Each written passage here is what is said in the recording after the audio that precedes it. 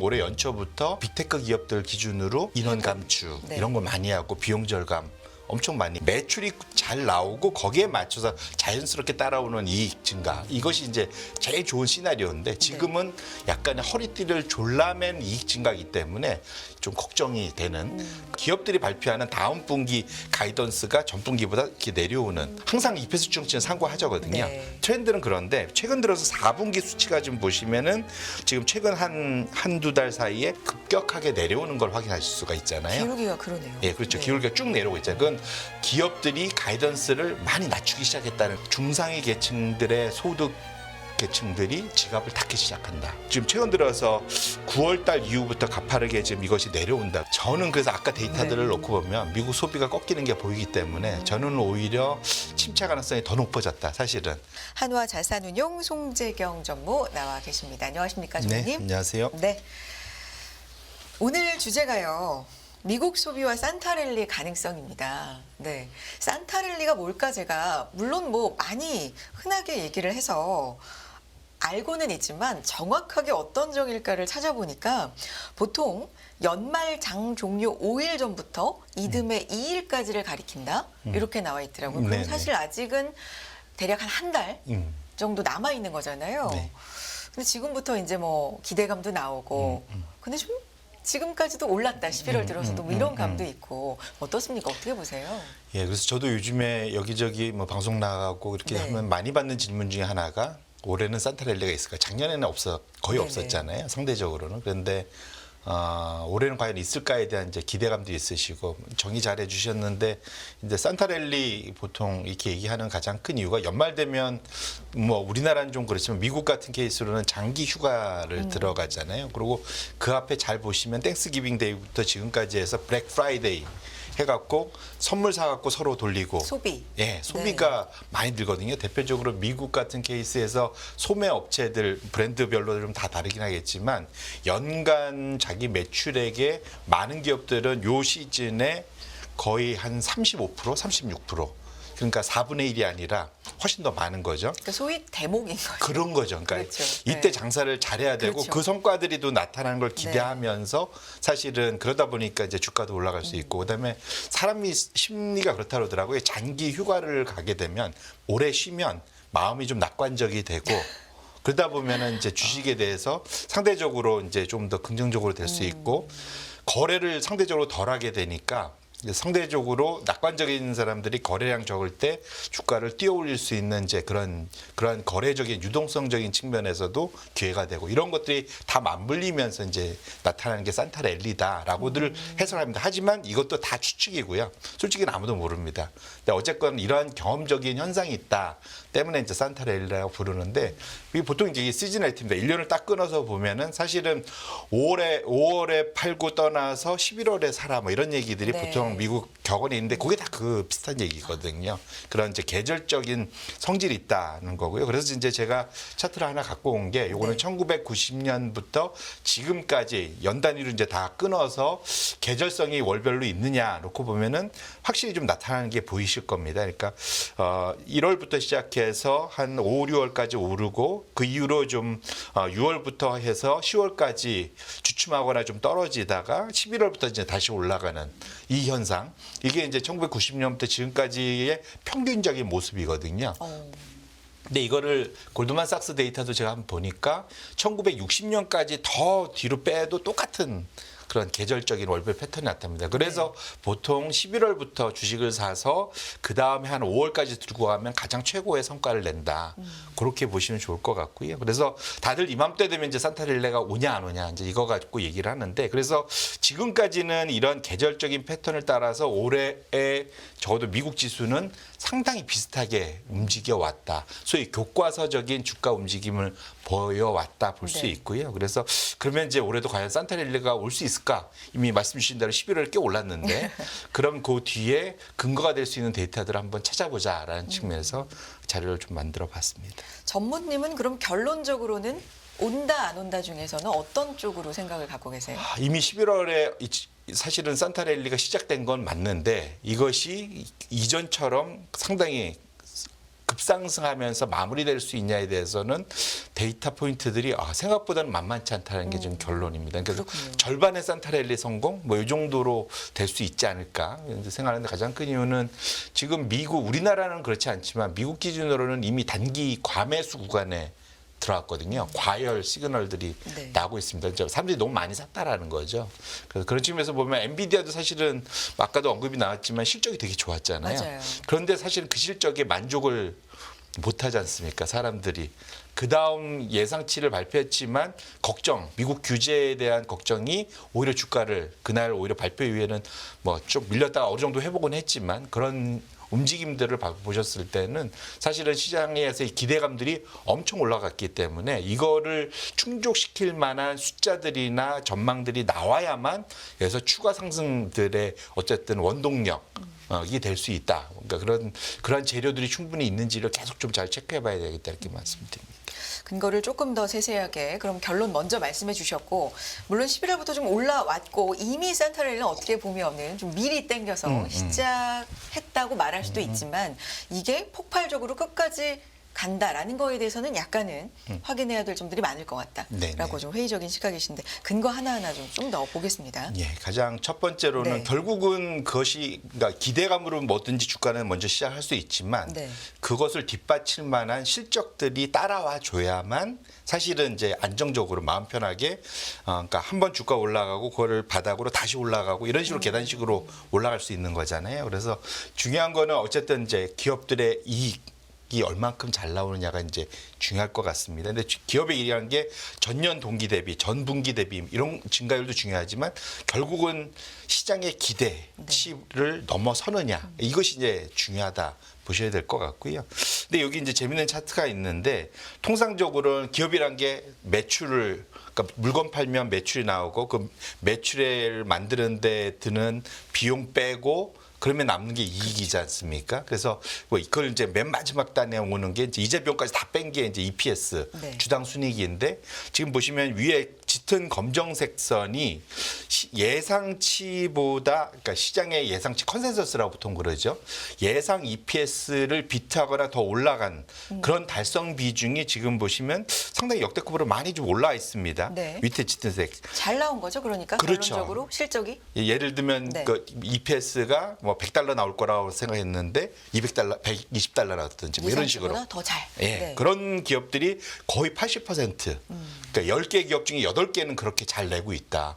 그래서 사실은 사람들이 우리 좋다 충분히 얘기할 수 있는데 통상은 이제 매출이 잘 나오고 거기서부터 시작해갖고 쭉 따라 나와서 이제 EPS가 좋아야 되는데 밑에 보시면은 이게 좀 최근 들어서 이게 따로 노는 게 이것이 한 몸인데 매출과 이익은 한 몸인데 밑에 파란색 선은 보면 매출 추정치입니다. 위는 이익 추정치고 매출 추정치를 비트한 기업들 수는 거의 이제 40%대로 내려간 정반대로 움직이는 모습을 보실 수 있어요. 이게 의미하는 바는 뭘까요? 매출은 기대만큼 못 나는데 이익은 잘 난다. 비용 통제를 많이 한 거죠. 잘 생각해 보시면 올해 연초부터 소위 빅테크 기업들 기준으로 인원 감축 네. 이런 걸 많이 하고 비용 절감 엄청 많이 허리띠를 소위 많이 졸라매면서 이익들을 많이 낸 거죠. 그래서 사실은 이익 예상치들은 보통 많이들 지금 달성을 했지만 매출 사실은 탑라인 그로스라고 보통들 이제 애널리스트들이 많이 얘기하는데 사실은 상단의 그러한 매출이 일단은 계속 좀 무상해하면서 잘 나와줘야 되는데 그것만큼은 생각만큼 지금 비트를 못하고 있다는 측면에서 이 괴리가 계속 갈 수 있겠느냐. 원래는 제일 좋은 모습은 매출이 잘 나오고 거기에 맞춰서 자연스럽게 따라오는 이익 증가. 이것이 이제 제일 좋은 시나리오인데 지금은 약간의 허리띠를 졸라맨 이익 증가이기 때문에 이것이 마냥 계속 갈 수 있겠냐에 대해서는 조금은 이제 사실은 좀 걱정이 되는 그러한 지금 서로의 괴리 현상이다. 일단 이렇게 말씀을 드립니다. 전문님 근데 요 괴리를 뭐 말씀해 주셨던 비용 절감, 인원 감축, 해고 뭐 이런 쪽으로도 해석을 할 수 있겠지만 다른 한쪽으로는 최근에 화두가 많이 되고 있는 생산성이 그만큼 높아졌구나. 이거는 앞으로도 지속적으로 기업들의 이익에 좀 긍정적인 영향을 줄 수 있겠구나. 이런 쪽으로는 해석이 불가능할까요? 보통 이제 그게 네. AI 테마의 가장 그렇죠. 기준이 되는데 제가 이야기로는 AI로 사실은 비용 절감을 시작한 데가 그렇게 많은 것 같지는 않아요. 사실은 그걸 본격적으로 도입을 시도를 하고 있는 거지. 그것이 생산성을 그리고 보통 이런 것들이 나와서 생산성에 적합화되는 데까지는 시간이 걸립니다. 보통. 몇 년씩 시간이 걸리고요. 세상에서 제일 어려운 게 생산성 향상이거든요. 그래서 지금은 사실은 아까 말씀드렸는데 제가 인원 감축만 말씀드렸지만 최근에 뭐 유가도 떨어지고 여러 가지로 올해 사실은 작년에 비쌌던 원자재 가격들이 올해는 좀 많이 내려오고 공급망이 풀리면서 비싸게 사오던 거를 덜 비싸게 사오고 이제 이런 것들이 맞물리면서 나타난 현상이다라고 볼 수 있을 것 같아요. 네. 그래서 근데 사실은 그러한 공급망이 해소되고 사실은 그런 그 소위 그 비용단에 들어오는 것들이 떨어지는 것이 마냥 좋을 거냐? 그 얘기는 거꾸로 말하면 수요가 약화되고 있다. 그래서 지금 매출이 어찌 보면 떨어지고 있는 거잖아요. 그렇게 놓고 본다면 이것이 제가 드리고 싶은 말씀은 이익이 지금 증가하는 것이 구조적으로 모든 것이 좋아서 나타나는 이익 증가냐 단기적으로 뭔가를 쥐어짜서 나타나는 이익 증가냐에 있어서 차이가 지금은 단기적으로 이익을 쥐어짜는 가능성이 좀 더 큰 상황이지 않겠느냐라는 말씀을 드리는 거고 말씀 주셨던 생산성은 한 몇 년은 지나야 나타나는 거라서 그거를 지금 여기에다가 그거는 약간 굳이 좀 표현하자면 좀 거기 그 끼워 맞추는 해석 이렇게 될 가능성이 좀 있겠다 이렇게 해석을 말씀드립니다. 그렇군요. 요 괴리는 그렇게 해석을 해볼 수가 있군요. 자, 다음 자료를 좀 볼 텐데 그래서 4분기 이익 추정치가 이제 중요한데 이 부분은 지금 어떻게 그러니까요. 지금 아까 말씀드린 3분기까지는 EPS 예상치를 다 이상 잘 비트해서 네. 성과를 잘 냈고 실적들이 사실 샥이 왔다는 거 거의 많이 못 들어봤잖아요. 거의 잘 나왔다. 뭐 네. 예상치를 부합하거나 더 잘 나왔다. 네. 그런데 이제 당일날만 잠깐 반짝하고 오히려 좀 비트를 못했으면은 엄청나게 처벌하고 주가 많이 빠지고 이제 이런 현상들을 많이 3분기 실적 발표에서 보셨었는데 4분기가 어찌 보면 이제 산타랠리의 베이스가 될 수 있겠죠. 기본이. 네. 그러니까 이 4분기 실적이 잘 나오는 거. 근데 뭐 우리나라 전 세계적으로 있지만 4분기에 비용을 많이 떱니다. 투자도 많이 하고 비용을 많이 떨는 측면도 있지만 어쨌든 우리가 예상치가 어떻게 가느냐를 봐야 되는데 보통 여기는 가이던스들을 주거든요. 아시겠지만 이익 가이던스 제가 아마 2주 전에 나왔을 때도 그때 보여드렸었는데 가이던스가 기업들이 발표하는 다음 분기 가이던스가 전 분기보다 이렇게 내려오는 이런 비율들이 지금 높아지고 있다 말씀인데 그게 실제로 이 애널리스트들의 EPS 추정치에서 나타난다는 게 이제 다음 제가 보여드린 차트인데요. 네. 위에 그 파란색 선은 그 S&P 500의 그 지수 추이고요. 지금 보시면 아래 짙은 검은색 선은 4분기 EPS. 1년 전에부터 보았을 때 EPS가 4분기 이만큼 나올 거야. 예, 이제 전체 합이. 근데 지금 보시면 트렌드가 원래 EPS라는 건 항상 초기에 세게 보고 그 다음에 이렇게 내려오는 게 일반적인 추세입니다. 이제 항상 EPS 추정치는 상고하자거든요. 네. 트렌드는 그런데 최근 들어서 4분기 수치가 지금 보시면은 지금 최근 한두 달 사이에 급격하게 내려오는 걸 확인하실 수가 있잖아요. 기울기가 그러네요. 예, 그렇죠. 네. 기울기가 쭉 내려오고 있잖아요. 그건 기업들이 가이던스를 많이 낮추기 시작했다는 것이 이제 애널리스트들의 이익 추정치에도 이제 그대로 반영되기 시작한 거다. 근데 통상적으로 이렇게 됐을 때 거꾸로 이익 추정치는 내려오는데 위에 보시면은 지수는 이미 저희가 산타레일을 한번 본 10월 말을 바닥으로 가파르게 지금 올라와서 4,500을 대를 좀 추하하고 있지 않습니까? 상당히 좀 괴리가 있다. 물론 이제 이거는 4분기가 일시적으로 떨어진 거고 내년이 좋아질 거다라는 추정치로 뭐 해석하면은 이거는 4분기는 그냥 잠깐 지내볼 수도 있겠지만 어쨌든 4분기가 그 다음 해에 또 바로미터 같이 볼 수도 있다고 본다면 사실은 기업들의 자신감이 최근 들어서는 좀 많이 떨어지고 있는 것만은 분명하다. 그러면 사실은 인플레이션을 기대하는 거는 인플레이션이 전반적으로 가격을 올리고 그거를 소비자들이 받아들이면 기업들이 전반적으로 매출을 끌어올릴 수 있는 좋은 기회인데 어쨌든 그런 것들을 감안하더라도 4분기에 EPS가 떨어지는 것들은 상당히 좀 사실은 좀 우리가 우려할 만한 대목에 있는 거다 이렇게 말씀을 드립니다. 지금 보여주신 자료에 이익 추정치는 가파르게 좀 빠르게 하향하고 있는데 4분기. 그런데 S&P 500 같은 경우는 최근에 또 많이 반등을 해줬단 말이죠. 이거는 그렇다면 좀 다른 쪽으로 해석을 한다면 주가가 지금 기업 이익에 밀접하게 영향을 받는 그 정도보다는 다른 거에도 영향을 받는 게 아닌가. 예를 들자면 하락할 때 주된 원인으로 작용했던 채권 금리라든가 이런 쪽이 빠르게 안정을 찾는데 좀 더 주가는 영향을 많이 받았던 게 아닌가, 기업 이익보다는 이런 쪽으로는 해석이 어떻습니까? 되게 그 좋은 지적이시고요. 그러니까 그게 그 밸류에이션의 살인율이라는 거죠. 이제 똑같은 이익을 볼 때 얘를 되게 좋게 볼 거냐, 그럼 배수가 올라가죠. 멀티플이 올라간다고 표현하죠. 그다음에 할인율이 높아지면은 난 그거 갖고는 성이 안 차. 그러면 배수가 떨어지는 거죠. 뭐 15배 받던 게 10배로 떨어지고, 또 거꾸로 받으면서 할인율이 금리가 내려가면 10배 받던 게 15배 올라가고 이제 이럴 수가 있는데, 지금 당연히 좋은 지적이십니다. 최근 들어서 사실은 CPI가 안정되고 그다음에 내년도에 시장의 기대, 저는 거기에 동의하지 않지만 시장의 기대는 내년에 연준이 기준금리를 내릴 거야라는 대전제가 다 같이 붙어 있는 거잖아요.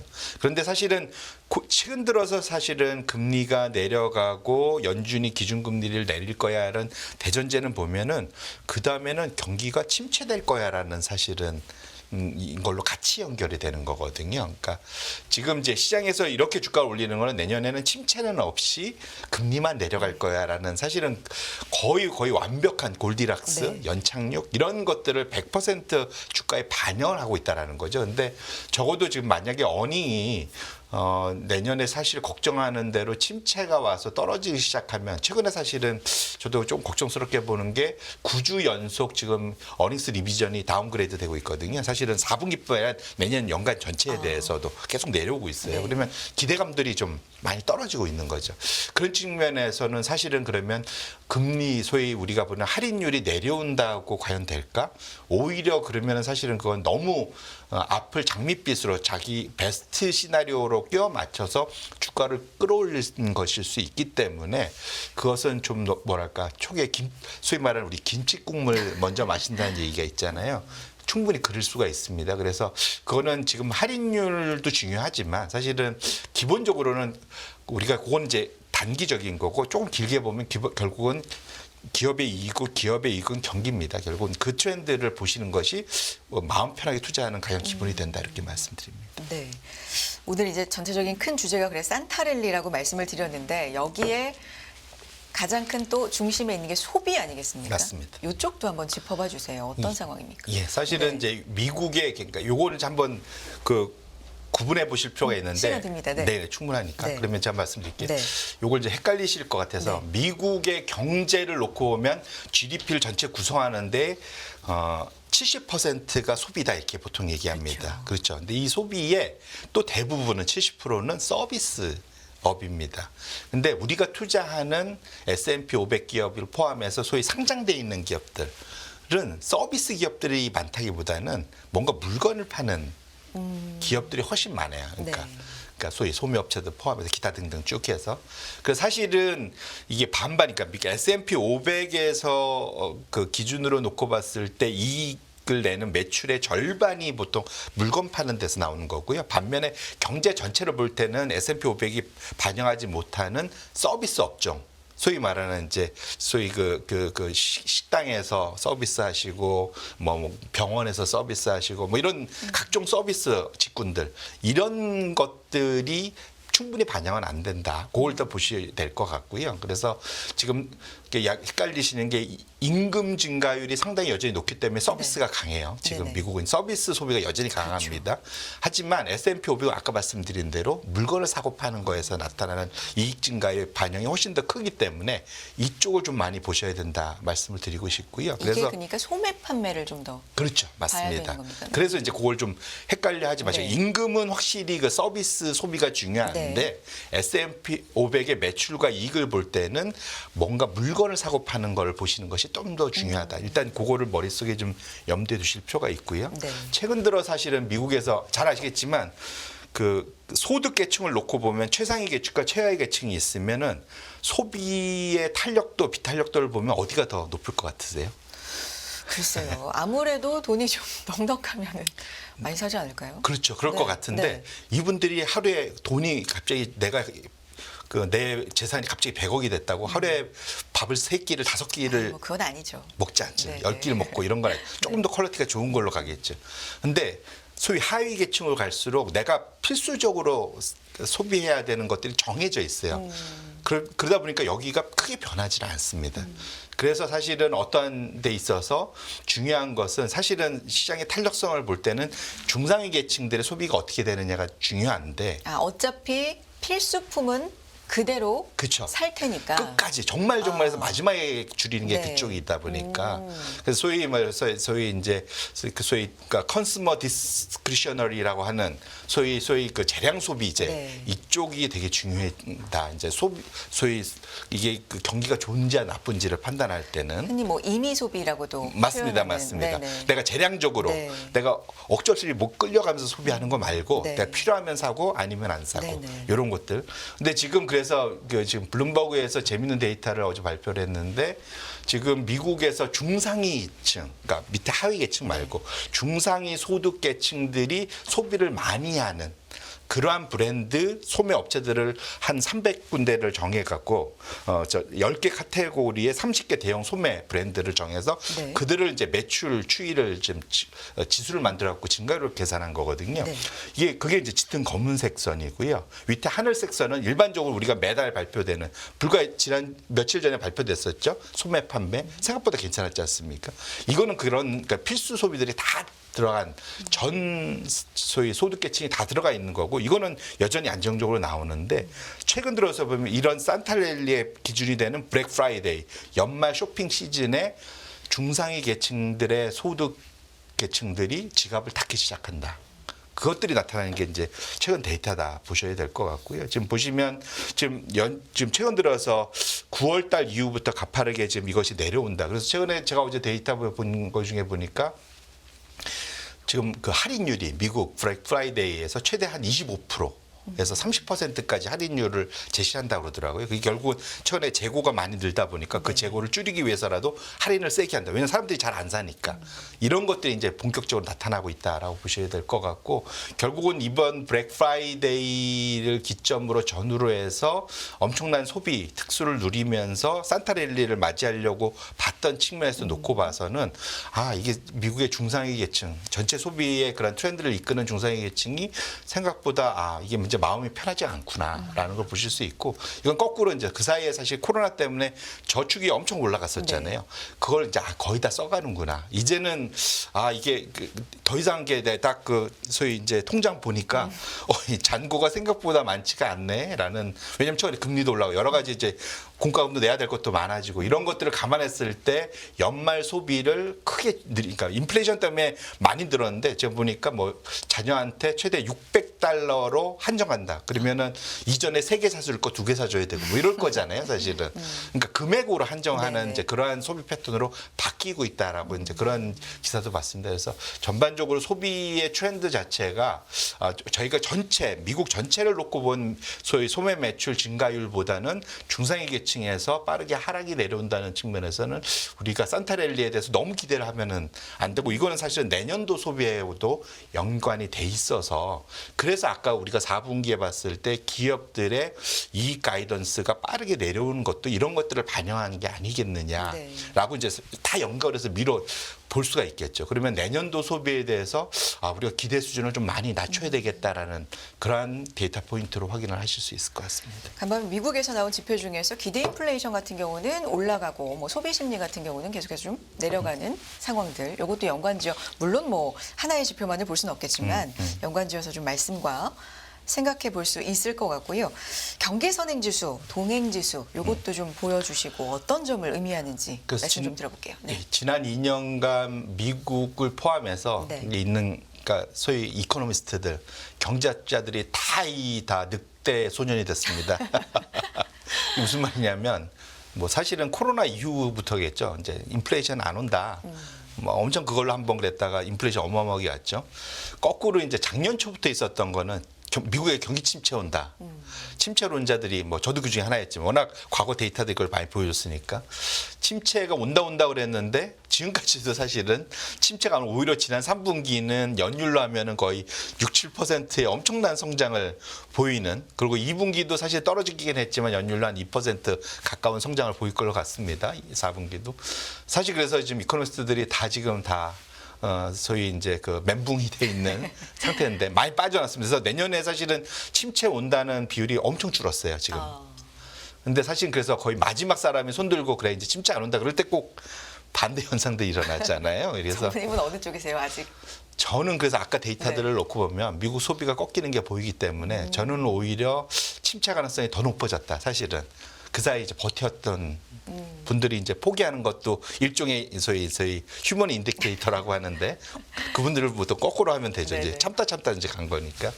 근데 어쨌거나 지금 말씀드리고 싶은 거는 요게 이제 장기 차트인데 컨퍼런스 보드의 그런 소위 경기 선행 지표를 현재의 동행 지표로 나눈 차트입니다. 네. 이것이 빠르게 내려가는 하강하면은 어김없이 미국의 침체가 나타났었다는 걸 보여주는 데이터고요. 이게 1960년부터의 데이터니까 엄청나게 긴 데이터죠. 그래서 일부는 코로나가 모든 걸 바꿔놔서 이 데이터 틀리다라고 주장하는 분들도 있습니다. 하지만 코로나가 많은 걸 바꿔놓긴 했지만 그래서 지연시킬 수는 있지만 큰 그림에서는 여전히 저는 이것은 작동하는 데이터라고 보고 있고요. 네. 결국은 지금 소비나 이런 것들이 빠르게 꺾이고 보통 이런 소비들이 침체로 나타나면 사실은 급격하게 반응을 하거든요. 그래서 소위 서서히 내려오는 건 없고 계단식으로 올라오고 계단식으로 내려오거든요. 그래서 그런 것들을 놓고 봤을 때 지금 내려오는 이 데이터가 여전히 이게 지금 18개월째 지금 우하향하고 있는 거거든요. 그래서 이 데이터들을 놓고 봤을 때 내년에 미국의 경기에 대해서 연착륙이 왔으면 좋겠지만 그렇게 잘 관리했으면 좋겠지만 내년에 대선도 있고 하지만 현재까지 그 사이 앞에서 끌어다 쓴 것들이 너무 많기 때문에 내년에 힘이 좀 많이 떨어진 측면에 있어서는 계속 좀 그 소위 그 조심스럽게 접근을 하는 것이 맞겠다 이렇게 말씀을 드립니다. 알겠습니다. 오늘 송재경 전무님의 지금 경기 상황 그리고 연말 가까운 또 시장 상황을 보는 눈 그리고 그 근거들에 대해서 좀 자세하게 자료를 가지고 분석을 들어봤고요. 여기까지 듣겠습니다. 한화자산운용 송재경 전무와 함께했습니다. 고맙습니다. 네, 고맙습니다.